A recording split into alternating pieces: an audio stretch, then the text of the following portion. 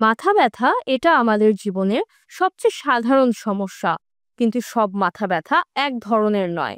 চলুন জেনে নেই 4 ধরনের মাথা ব্যথা সম্পর্কে। টেনশন হেডেক, এটা সবচেয়ে বেশি দেখা যায়। মাথার দুই পাশে চাপ অনুভব হয়, যেন কেউ শক্ত করে টান দিচ্ছে। অতিরিক্ত কাজের চাপ, দুশ্চিন্তা বা না খেয়ে থাকলে এমন হয়।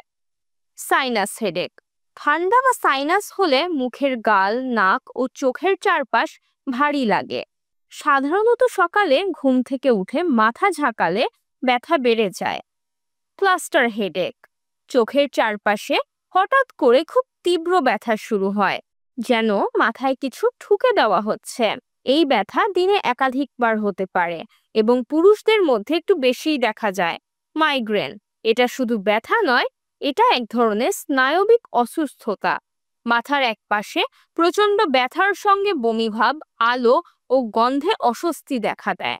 যদি ব্যথা ঘন ঘন হয়, নতুন কোনো ধরনের ব্যথা শুরু হয় বা দৈনন্দিন কাজে সমস্যা করে, তাহলে অবশ্যই চিকিৎসকের পরামর্শ নিন।